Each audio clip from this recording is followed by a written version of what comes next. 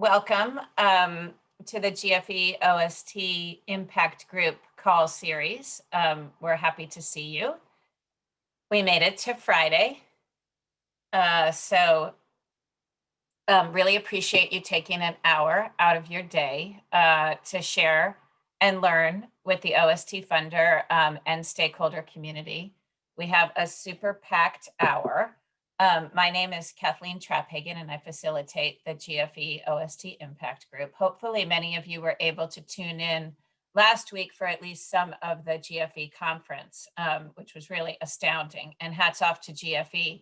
I can say that because I really didn't have much to do with the planning, so I'm not taking credit for myself. But I think that they really showed a lot of different ways of how to do a successful conference virtually and really curate some conversations that pushed, hopefully, pushed funders in provocative ways.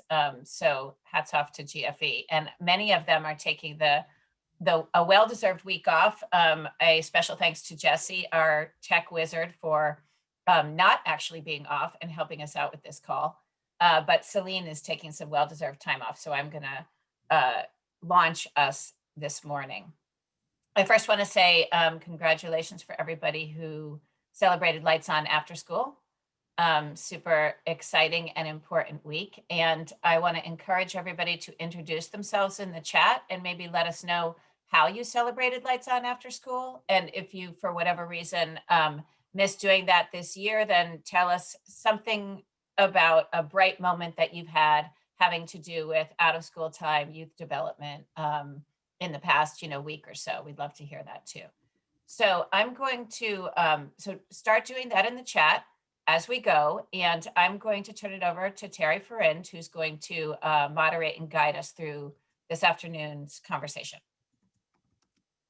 Thanks, Kathleen. Hello, all. Thank you so much for joining us here today.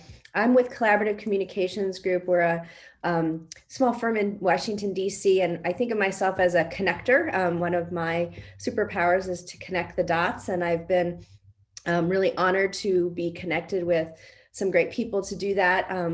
For purpose of this call, thanks to the SD Bechtel Foundation, Rebecca and Alexis, for kind of opening the door to have this conversation.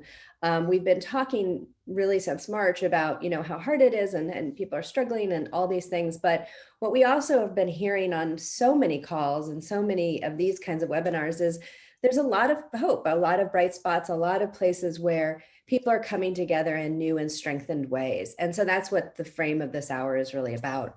So I'm so excited to share stories of my good friends and colleagues who are doing just tremendous work, and share with you some practical tools we've been developing in these past few months that hopefully will help you and your grantees and your partners.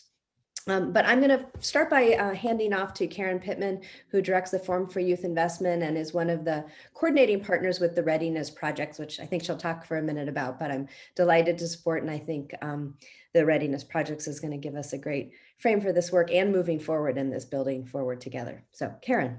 Great. Thanks, Terry. And again, great to see some familiar faces and some not familiar faces and names on the screen. And I'll be brief and we'll drop some things in the chat.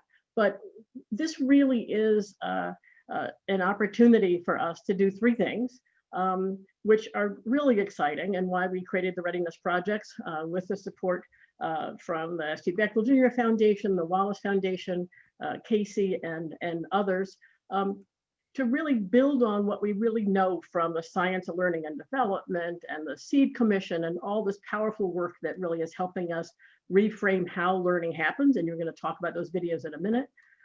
That work connected with an opportunity to really dig into a deeper conversation about how we can accelerate progress by really connecting the dots between school and family and community to upend inequities. And while we thought when we started this work back in January that it's going to be a slow slog to really continue to bring the science into this work, disruption creates opportunities. And so the visibility of the level of disruption and the need to have really deeper understanding of the capacities, not just how we bring families and communities into schools, but really how each of those different ecosystems connects to create a community system for learning and development for young people and how they're dependent on each other.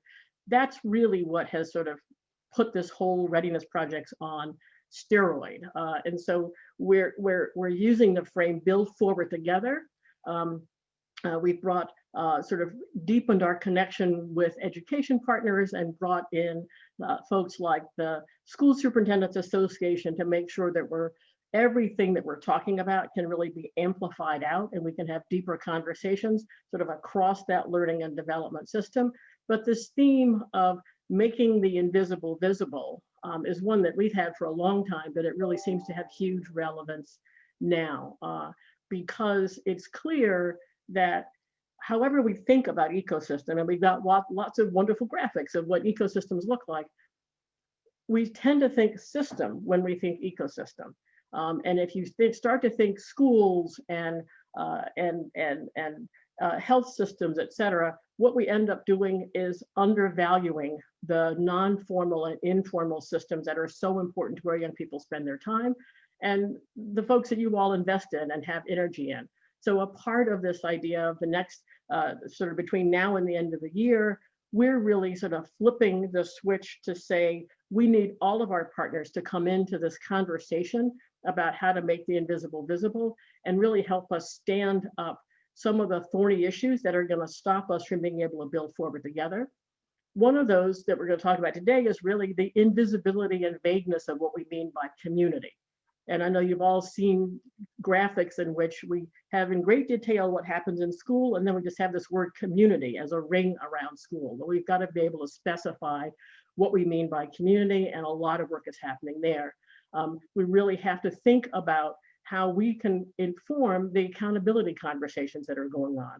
We have to think about how we really use our resources to upgrade the visibility of our most sort of vulnerable families and young people. And then we're really focusing in, as a lot of you are, on how we can use this opportunity where everybody's thinking about the adults, everybody's thinking about relationships, everybody's thinking about investing in SEL, to not just make this a temporary activity that we do until we get back to normal, but to really put on the table a goal of having an 18-month plan that when we come back in 2021, we're not thinking, how do we get through the spring? Then how do we compete over summer? Then we hope school will be back to normal, but we really can see this as a way to bring partnerships together in a different way to really blend those together. And that really requires, we have to think about coordination. So my last word will be, we're really looking to figure out ways to connect everything from the idea that you need coordinators in the building or in the buildings to help young people and families navigate these multiple systems, up to we need to really rethink the horsepower that we have of intermediaries. And I see Suzanne just popped up on the screen. Hi, Suzanne. That we're really, really elevating the need to have intermediaries and to rethink how they help us get to scale in these new times with programs and services for young people and inform adult practices. And then finally, all the way up to local children's cabinets and coordinating bodies. So there's a continuum of things that we have to do. So our messages are, we've got the science that's helping us think and talk differently about how learning happens. We really need to use this opportunity of disruption to make sure all of us are seeing and hearing differently from all of our partners, including families, including young people, and the community organizations that we're supporting and after school and summer organizations across the spectrum. And then we really have to think about how in each of our systems we are acting and reacting differently. All of that requires much more investment in coordination. So if we're going to have a 360 view and nobody has time to have a 360 view, how do we make that happen? So those are the themes that we're going to be bringing into sort of Make the Invisible Visible month, which is going to run from sort of mid-November to mid-December. And you'll get more about we're doing this sort of month of unconference connections in your inbox next week. So I will hand it back to Terry. Thanks, Karen. It's really exciting, this idea of lifting, particularly the work of the intermediaries, which has always been somewhat invisible because of the way you do your work so diligently. So today we're really looking in the short first segment at state and local intermediaries and their role in addressing equity, bringing resources to under-resourced communities, and really lifting bright spots. One of the things that our statewide after-school networks do so well, and some of our other intermediaries like Every Hour Counts, welcome Jessica and others, is really shine a light on what's working and why.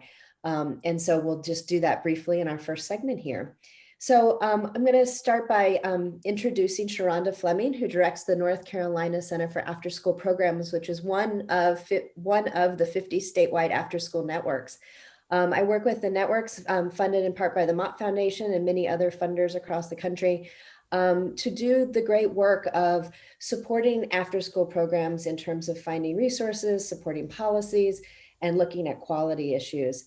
Sheronda's going to really amplify what Karen just said about connecting the dots to upend inequity. And so I'm going to hand it off to Sheronda and maybe highlight some things that they're doing in North Carolina, but also all over the country. Sheronda. Hello, everyone. My name is Sheronda Fleming, and it's an honor to be here today. In North Carolina, we rely heavily on data. We have a document that is published every year that's called the Roadmap of Need. And this document shares information on economic development, education, youth behavior and safety, and health outcomes in North Carolina. Things like child abuse and neglect, child obesity rates, graduation rates, third grade reading proficiency, the number of physicians in each of our counties, the unemployment rates, and so on and so on. And so there are 20 different data points that we pull every year from across our state, and then we aggregate that data for each of our 100 counties. And once we have that data, we rank each of our 100 counties into 4 different quartiles, which you are now seeing on your screen. And we come up with this map, i.e. the roadmap of need. And so looking at the quartiles, you see that those counties ranked 1 through 25 are the counties where there's great, lots of resources, lots of access to opportunities in those counties. They have great numbers when it comes down to graduation rates, high number of physicians in those counties, and then all the way down to quartile 4, which are those counties ranked 76 through 100, which are those counties where we say have the most need when we think about child well-being. And so looking at this map, which is from the 2020 Roadmap of Need, so recently released, I'm sure you're seeing what we've seen over the last few years, that those counties with the greatest need, especially related to child well-being, when we look at all of these individual data points, is highly aggregated in Eastern North Carolina. These are the counties east of I-95. And so you see this notion of 2 North Carolinas, one that has high access to resources and one that has limited access to resources. And so in North Carolina, we look at this data and we've looked at it for years and we've seen this reality over and over again. And so the network, the intermediary here, sought funding. And we received funding from one of our funders on the Call of the Mott Foundation to create a mapping database in the National League of Cities as well. And so this is our mapping database that we launched a few years ago. And we wanted to see where programs exist because we assumed that correlating with the roadmap of need, those counties with the greatest need maybe had low access to programs after school, before school, and summer for our youth. And as you see from the map, Eastern North Carolina, you see that trend. There's not many programs in existence serving youth out of school time in Eastern North Carolina. And so we created a program called the Power Up Program to work with existing programs in Eastern North Carolina predominantly to provide capacity building resources, to provide training opportunities, to really advance equity in those counties, to make sure that those programs that are in existence are sustainable. Because if they're doing work and they're supporting kids and they're partnering with schools and engaging youth and helping families overall, we want them to stay in those counties. And so the Power Up program was launched 2 years ago, and we have been working with them for the last 2 years, monthly sessions. We pay for them to attend our annual conference for the last 2 years and bring their teams. And so we're constantly providing resources. We're connecting them monthly with different partners across the state, doing things like STEM, doing things like SEL, and just really working with them on how to write grants, really strong grant proposals, just teaching them how to utilize their data and how to do surveys, how to interview their youth and really learn about what they're doing in their program so that they can advance their work as well. And so yesterday we were able to spotlight one of our amazing power-up programs, of course, with Lights on After School, being yesterday, the John 316 Center. They, in March, of course, with COVID, they switched their programming from in-person to virtual, and they have been engaging youth every day since March using Zoom. And so they partnered with many people across the state to provide Zumba, to provide STEM. They've been working with stolen cars with their youth. They've been doing social and emotional learning with their youth. And some of the parents have told them, like, I don't know what you're doing with my kid, but when they log off from Zoom, they're exhausted. Like, they're tired from the day with you. And like, the parents are so elated and happy for everything that they're doing. They have kits that they drop off to the students' homes with Ziploc bags for each of the different lessons and activities. If they're going to be cooking and preparing food, the food is in a brown bag, and they bring it to their homes so that they're able to engage with their counselors via Zoom every day. And so I feel like this is a huge example of how data and partnerships and resources and capacity building has helped us as an intermediary to really support programs in rural North Carolina, those programs that, you know, have issues with equity and resources and not really knowing like how to find those resources to best support their young people, not knowing how to seek funding to support the work that they're doing. And this is just one of the bright spots in North Carolina for our programs. Thank you, Sheronda. I love the through line you drew there. And I'll say it ripples across the country. So networks all over the place have been using what Sheronda's saying, their deep history and expertise with data, knowing the field really well and connecting with the field. They've created feedback loops where they've done community check-ins with the field all during this crisis, and then use that data to go and secure funding. So we've seen some incredible investments from CARES dollars, other state investments that have supported after-school programs, both virtually and in person, to continue their great work.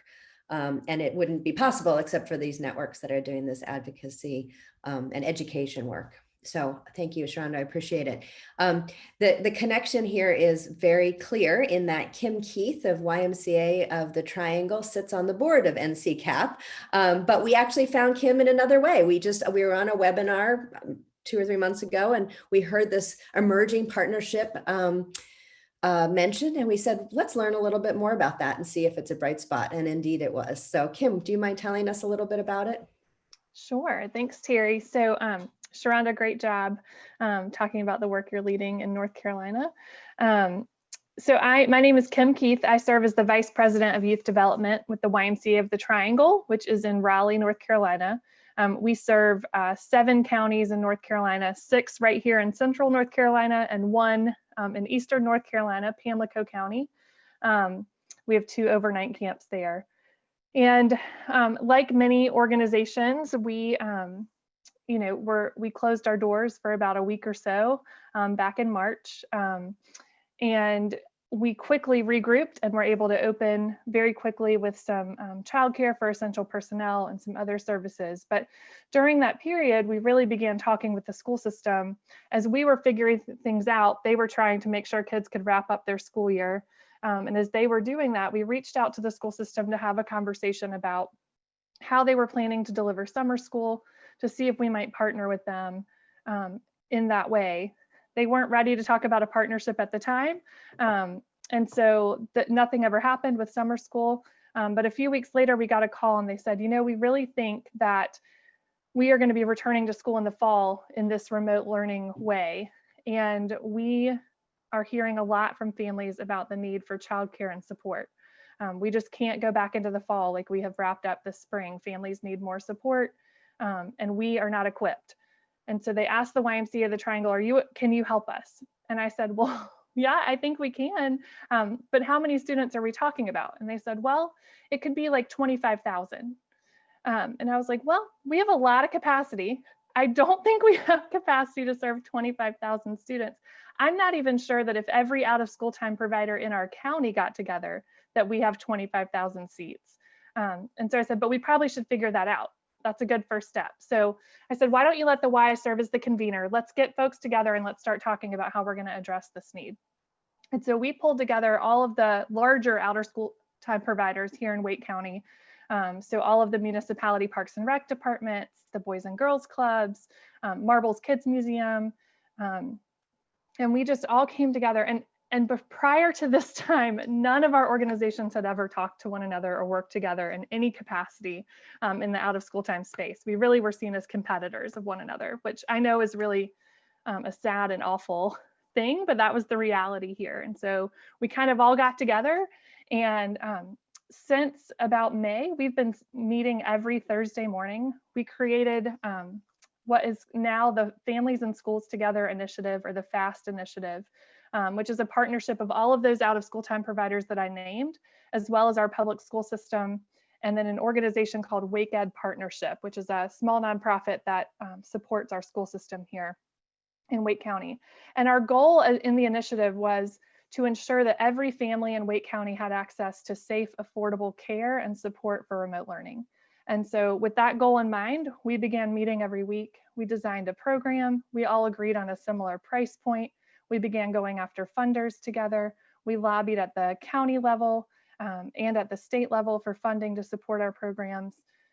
We got our statewide organizations involved. So the North Carolina Alliance of YMCAs, the North Carolina RPA group got together. They were working with the YWs and the Boys and Girls Clubs of North Carolina, which ultimately led in legislation that designated $19.3 million to these out of school time providers and community-based organizations across the state. So it's just been a really powerful example of when we can come together and have a common goal in mind and realize that there are many, many, many children, and all of us working together is necessary to meet the needs of the entire county. Really powerful things have been able to happen. We're serving about 5,000 students a day in our programs across 40 to 45 sites across our county. And we plan to continue that work until the program is no longer needed. But we plan to keep the initiative together to continue to strengthen and ensure that the quality of all of our out of school time programming here in Wake County is what it needs to be, so that we can continue to support all families, especially our most vulnerable families. Kim, thank you so much. I'm going to open here for questions in just a minute. But maybe I'll throw my own out first, and then we'll have others chime in. Kim, as you know, there are many intermediaries across the country, some represented here on this call, that have been doing this work for a long time, but you've done partnership on warp speed. What's been kind of a big challenge in this that you faced? And then how do you, in this kind of very quick environment, address it from a partnership level?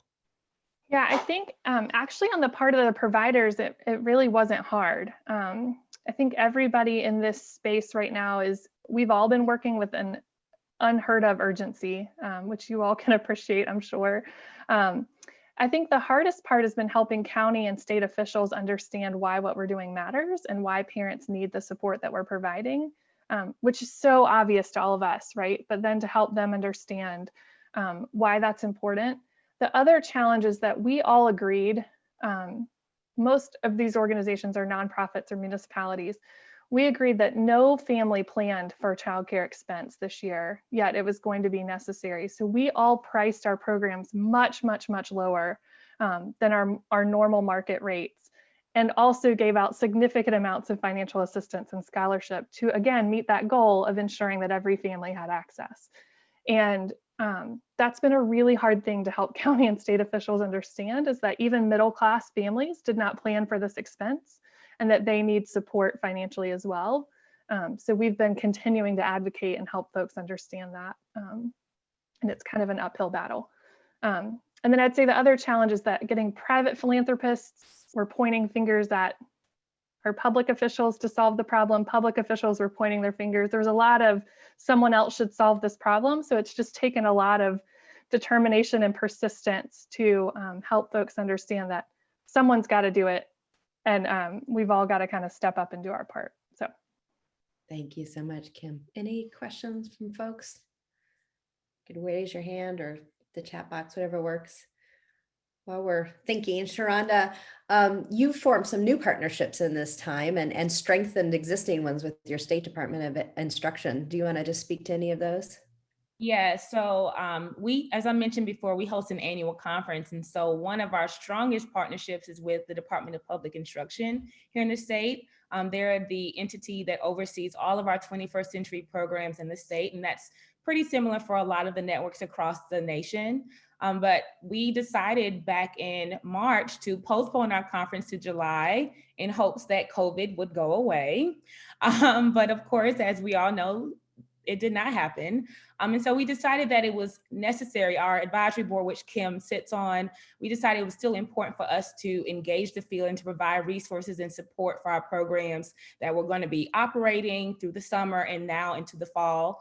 And so we decided to host our conference virtually. And so we relied heavily on our partnership with the Department of Public Instruction to help us carry out that conference. A lot of our program providers were able to get paid to attend the conference. So getting PD helped to solve some of that problem regarding payment and being able to have a job for a lot of our providers who switched to virtual programming or alternative programming solutions instead of in person. And so by leveraging our partnership and really relying on that, we were able to provide PD to our field. And we had over 500 attendees at this year's conference, which is way more than we typically have in person. So we're really grateful for the partnership and really grateful that we were able to provide that support to the field in North Carolina.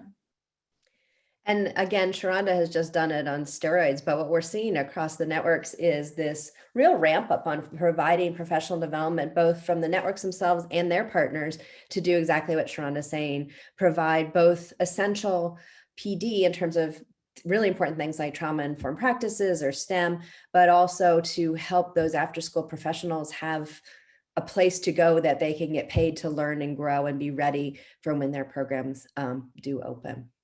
So it looks like we've got a question. Alex asked in the chat and got answered, so I'll have Rebecca jump in. Do you want to share your question? Sure, thanks. I was curious, maybe you could share a little bit about how you see the partnership continuing past COVID. Has it changed fundamentally how you work with other community partners, and what would you need to keep that type of collaboration going? Yeah, great question.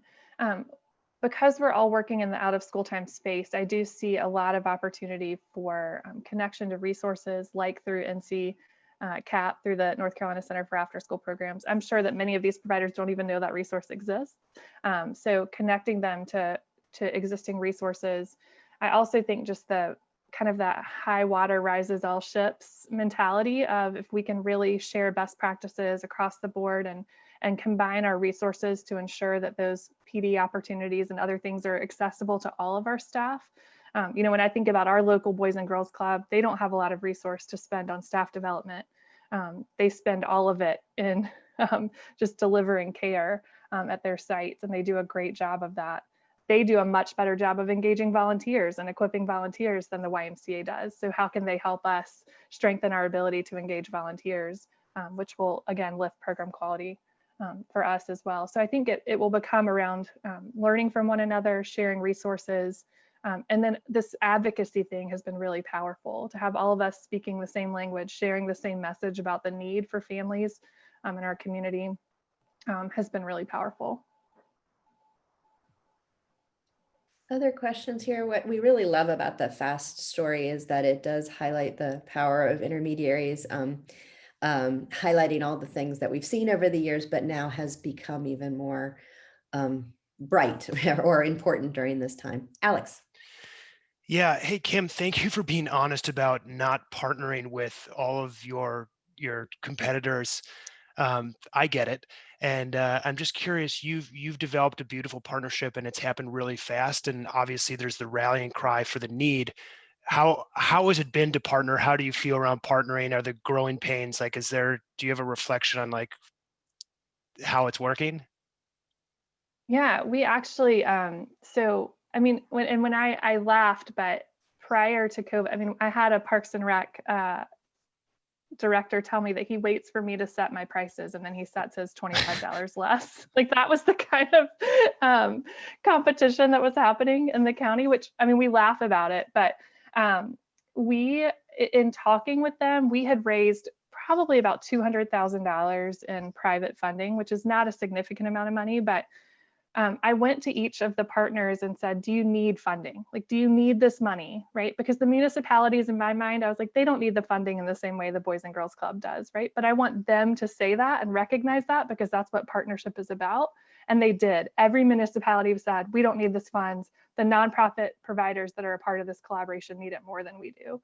And they just made it so easy to talk about how to divide up those funds and share them amongst the group, which I feel like is a really good example of, it does feel like a partnership, if that makes sense, Alex. I don't know if that's answering your question, but certainly some growing pains, a lot of time in relationship building. I spend a lot of time on the phone with all of these partners every week, just strengthening those relationships and making connections. But it's time well spent. And I do think that the foundation of relationship is there and will continue as we work together. Thank you so much, Kim. And I just to kind of, again, making this more visible, how then the other intermediaries, the national intermediaries are supporting these folks. Sheronda's, the NCCAP is a member of the National Afterschool Association. NAA has been supportive on workforce needs and issues there. The Afterschool Alliance has been a policy advisor and communications wizard to support the networks to be able to do their work even better. We have on the call Ron Ottinger, and his new initiative, Million Girls Moonshot, has been investing resources, both funding and tools and professional development through the networks to the field to do better and more STEM services. So that's been super exciting, and it's all layered in and only provides fuel to the fire for Sheronda and then Kim to be able to do their great work. So my thanks to you both. You're going to stay on, I'm sure. So if there's more questions, people can jump in. We're going to do our next little segment, which is to preview the Bright Spots database for you. I'm going to hand to Alexis to tell you how it came to be. Thanks, Terry. Hi, everyone. My name is Alexis Llamas, and I'm an Associate Program Officer at the SD Bechtel Junior Foundation working on our character initiative. Over the last 5 years, we've invested over $130 million in improving adult practitioner and organizational capacity in social emotional learning and character development across some of the nation's largest youth development organizations and intermediaries that collectively serve about half of the country's school-age youth. Many of these youth are among those most deeply impacted by COVID-19 and the effects of systemic racism and oppression. And amidst the challenges and uncertainty of this past summer, we heard stories just like those from our friends in North Carolina of how organizations are really stepping up and rapidly mobilizing their partnerships across in and out of school time to more effectively and equitably engage students and meet their needs. Coming across these stories near daily, we wanted to uplift these partnerships between schools and community organizations and create a space to continue capturing those partnerships for others to learn from and be inspired by. And so as a final investment in the field before our foundation's closure this year, and with the support of our grantee partners and collaborative communications, we've funded phase 1, the setup of a Bright Spots database to capture these stories and to store them in one accessible place. We wanted to make sure that the innovations and lessons learned could provide the seeds for what partnerships focused on equitable whole child supports could look like, not just in a COVID reactive time, but a COVID responsive rebuild of youth-centered ecosystems. And so we wanted to leave this to you to grow, to share, and to use in your work. Terry will say a little bit more about how the database is designed and how you can get involved in sharing your and your partner's stories. All right, Terry? I will. Thank you so much, Alexa. So you couldn't have said this better, this COVID responsive is a lovely phrase. So we've seen a lot of groups, including National League of Cities, national state legislators, develop trackers where they're tracking policies and things. And we thought it's time to track what's happening that's working. And so we, with the support of the Bechtel Foundations, convened a small advisory group. You can see some of the organizations that were represented on our group. And we were led with some of good leadership by Asa Joshi, who was with the YMCA of the USA and brings a great evaluation lens to this work, to design a tracker, an open source database that would create a snapshot really of a way to look at partnerships. And so you'll see some of the criteria here around that Alexis beautifully previewed around. We want these partnerships to show how young people are learning, growing, thriving, that address inequities, certainly pay attention to health and safety requirements, and draw on multiple funding sources. But the most critical one is this thing about partnerships. So there's so many stories out there of really great programs or schools, districts doing good work, doing better work, doing stronger work. But what this particular database is focused on is places where they're coming together in either new or strengthened partnerships to do this work. And so it is an open source database, meaning that, I'm going to pull up another screen, meaning that you can enter in your own information. We're currently in a preview stage, meaning that it's available and open, and you may share this with your grantees and others.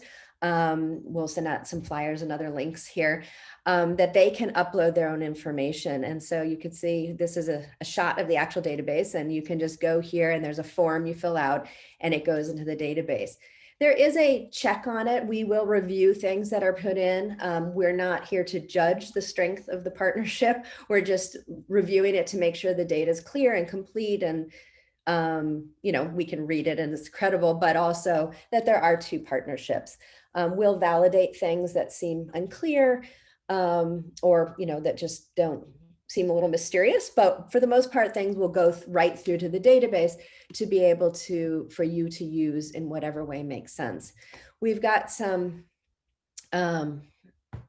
ways that you can sort and sift the data. You can print out PDFs of the stories. They're not comprehensive. They are snapshots, and that is what it is. It's an idea for you to be able to collect a few ideas to be able to highlight on, say, your next webinar or PowerPoint or whatever it is. We tend to use the same examples that we use and we know, but we want to broaden that frame a little bit and also be able to highlight things that we just wouldn't hear about in our normal day-to-day circles. So I'm going to pause there and take questions. I will say that where we are is this preview collection phase, and we'll be doing this in conjunction. This is a project of the Readiness Projects, so it's part of what Karen talked about at the beginning. We hope that it will address one of her phrases from earlier, this vagueness of community. Let's break it apart. Let's show who the partnerships are and how they work together.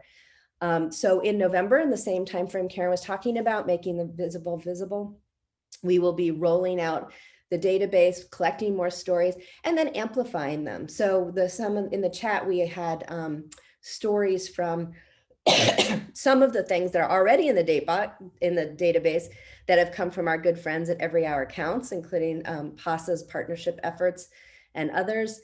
And so as we find really good things in the Bright Spots database, we'll be amplifying them through the Readiness Projects and other means.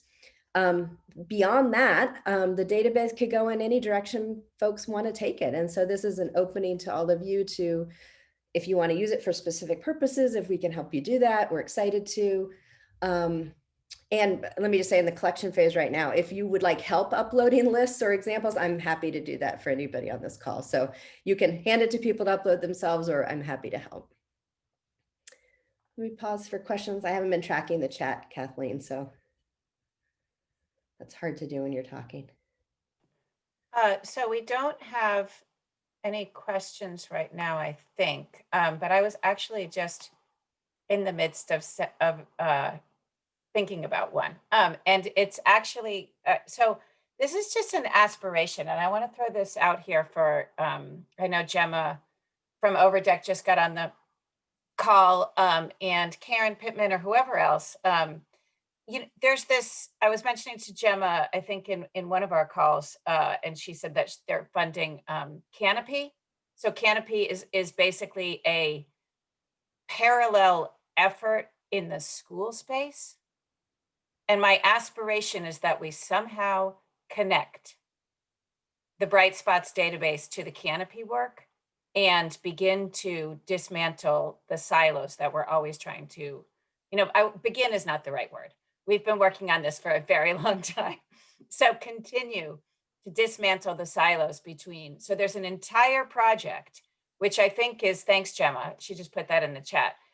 Probably, I'd say much better resourced, no shade to Alexis and Bechtel at all. but much better resourced and much more aspirational about how they are lifting effective practices in the COVID time in schools. And it's only about schools. So that would just be something that we should just think about. Like, let's connect these things. Let's continue to dismantle these silos, because the effective practices that are happening in the out of school time sector and in the youth development sector are just as transformative, just as amazing, just as important to young people and families as the transformative practices that are happening in the school setting. So I'm just going to throw that out there as a challenge to all of us.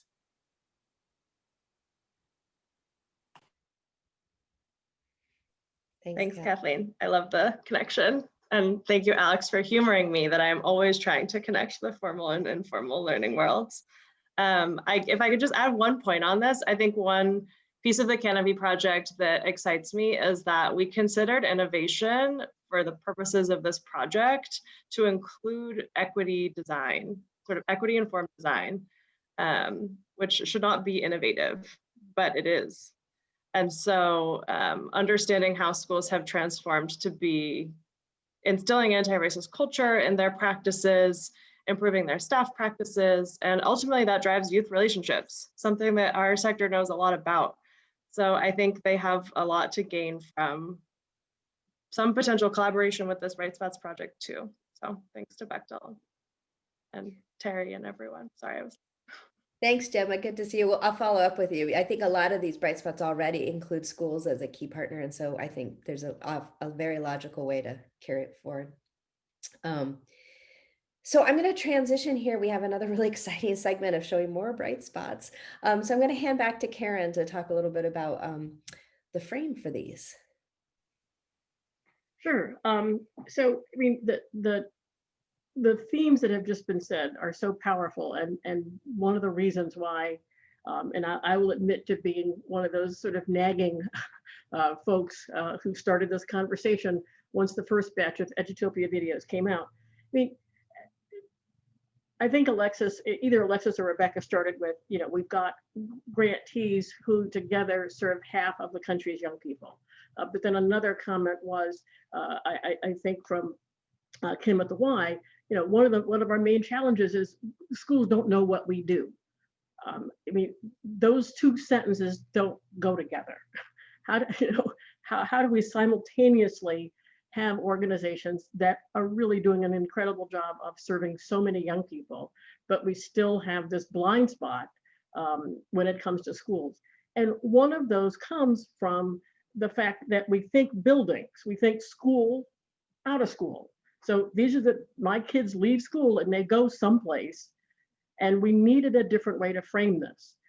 We've been having those conversations for a long time, but when the Edutopia video series and the specificity about really naming how learning happens came out, it was really, really clear that this is a very powerful way, not just because they're videos, which is always a way to show complex stuff. You show it, you don't try to describe it. Not just showing it, but naming what the science principles were behind it and having see it in action was so powerful. And then the response to that was so powerful that, I and others felt compelled to say, but we're seeing this in classrooms and we're seeing it with teachers, and we know how learning happens. We know it's about all adults and all settings in these formal and non-formal and informal spaces. And how can we use this powerful mechanism to really demonstrate that? So one of the things that the forum started to do was really just mine the internet to find examples of little video clips from youth organizations and community organizations to just say, maybe we can have a cheap version of this. And then, the Bechtel Junior Foundation came along and said, no, let's just fund another batch of videos. So we intentionally sat down and had the conversation with Cindy and her team to say, how do we broaden the conversation? Not just say, okay, we did school, now we're going to do after school, but what are we really doing in that all adults, all settings, all learners frame? So we said, we focused primarily on elementary, let's get some high school students in there. We focused mostly on indoors and things that look like classrooms. Let's broaden the spaces out there where we're seeing learning happen. And let's really diversify the adults, not just from a racial equity perspective, but people who are clearly working with young people in a way that doesn't just look like classroom teaching. And that was the charge that they had, and they've done an amazing job. And I will just say, I think that the most important thing in this, your question, how do we hook these databases together? We have to be building forward together for the long run. Everything that we just said could go away if we don't use this time with incredible intensity to make people understand this is not just a temporary fluke, that because schools are having trouble showing up in person, these other settings need to be activated. This is really what it should look like. So these videos are an incredible contribution to that, and I will hand it over to Cindy. Thank you, Karen. It's an honor to be here with all of you today, and just our hope is to share a little bit of a sense of what the video, and then I hope you'll find them useful tools. I'm the executive director of Edutopia, which is produced by the George Lucas Educational Foundation. We're about to next year celebrate 30 years that Mr. Lucas has been committed to really trying to answer this fundamental question of people know education should be better, but they don't know what better looks like. And so through the power of video very much, and then also through other forms of storytelling, we are constantly on the lookout for exemplars that we hope will inspire, inform, and propel others to adopt these best practices. It's great collaboration. This new phase of videos really completes the set of what is now 33 short videos that attempt to show real world examples out there. And if we've done our job in the way that we strive to, people will not see the program specifically, but see practices and feel like they can bring it home locally to their local programs.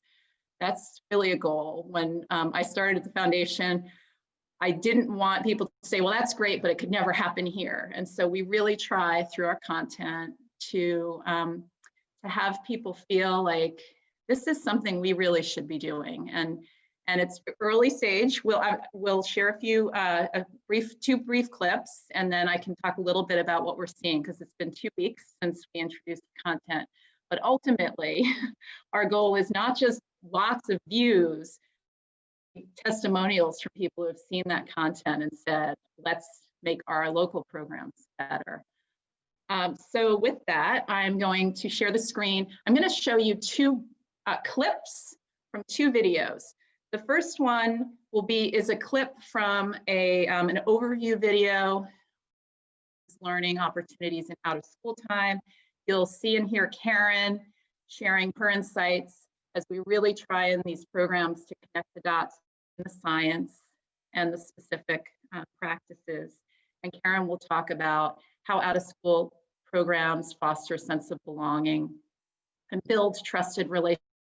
And then we're going to move into another clip, which is from a video called Celebrating the Cultural Identity Through the Arts, Celebrating Cultural Identity Through the Arts. And you'll hear Linda Darling Hammond in this piece talking about how after-school programs, such as Ballet Folklorica, which is in this case, we're featuring in the middle school in Tacoma, Washington, how it not only teaches kids specific skills, such as in this case, traditional Mexican dance, but really helps to strengthen social emotional skills and build community. I will say we're seeing a tremendous push out of these resources by the out of school time field. It's a great example of being able to make the science in these practices. And so the push out has been tremendous. I don't know if you have the numbers, Cindy. Yes, well, so far, in 2 weeks, we have over 600,000 views of the videos, and there are 10 videos. Maybe Rebecca, can we get you to explain what Bechtel was thinking when you funded this project? Yeah, happy to. And Karen did a good job of providing some of the context. So As Karen has sort of threaded throughout this conversation, a lot of this started with the SEED Commission, the Commission on Social, Emotional, and Academic Development at the Aspen Institute a couple years ago. And our foundation was a supporter of that work and believed it was really important around bringing the science into the practices in education. And we also supported Karen's time to be a commissioner on that in that work, because we knew that the conversation was really centering around K-12 education and what was happening in classrooms, and had confidence that Karen could be that advocate that we needed to expand and push the thinking around the learning ecosystem, but also the language that was used in particular by the commission. Karen successfully did that. And along with the commission's work were these How Learning Happens videos that came out of Edutopia that everybody loves. We saw a huge, field response, the millions of views, the high quality filming, and loved how it lifted up those practices using the science. But as Karen mentioned, again, they were really focused in classrooms. And so that was what inspired us to think, well, what if we could just make some more videos with the great brand and validity behind Edutopia's name and the high quality work that they do to elevate the learning that happens outside of school environments. Luckily, Edutopia saw the value in that as well. So we were just thrilled to be able to partner with Cindy and her team, as well as many partners in the out of school field to help elevate examples of where practices based in the science were happening. So we, collected many examples of programs all across the country, and it was hard because we were looking for, all the checkoffs of the science and really supporting academic learning, which was one aspect of this work in the field, but also to getting geographic diversity and demographic diversity of the staff and the young people to, again, to Cindy's point, is just so they could feel like this could happen in my town, in my community, in my program. So we're thrilled with the results.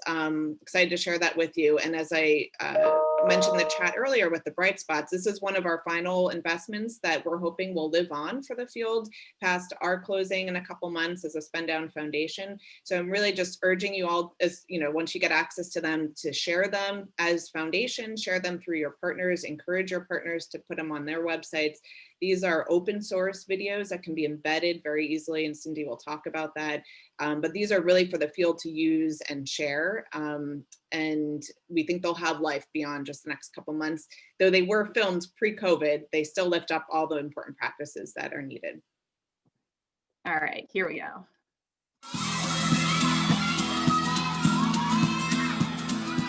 After school and community settings provide much more flexible opportunities for learning. They're not necessarily grouped by age. They're more flexible in terms of time. The spaces are more varied: outdoor spaces, recreation spaces, art spaces. Well, hello, madam. Your buddy's here waiting for you. Take off your coat, and then she's waiting for you all day. Relationships and belonging are where learning begins. If we don't feel that we are in a situation in which we are safe and supported and known, we shut down. We go into either fight or flight or freeze. We don't bring our full selves in. So the first thing that has to happen is that we really need to feel that this is a place, this is a group of young people and adults with whom we can relax, so that we can be ready to be challenged and learn and practice and bring in what we know. All right, so yeah. We look for energetic, positive youth who are passionate about helping kids change and grow. As young people enter adolescence, it is a time of identity development and supporting that identity development in productive ways that also bring them a sense of community, an opportunity to be physically active, which also develops the brain, is really important. I get to feel like more of where my culture is from and where my parents are from, like how pretty and unique our culture is. Since I'm sometimes really insecure about myself, this doesn't make me feel like that. Like I feel like a whole new different person when I dance and perform with this group.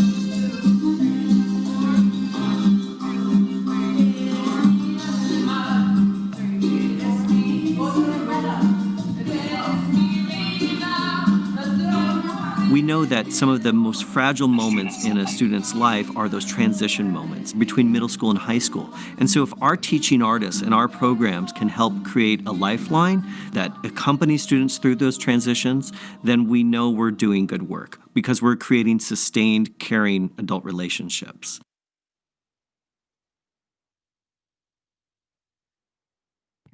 Thank you for your patience. I just hope that gave you a little bit of a glimpse of these amazing stories. There are 10 short video shorts in the collection. As Karen mentioned, we had over 50 programs that we were looking at, and it's the hardest problem we have is there's so many great examples out there.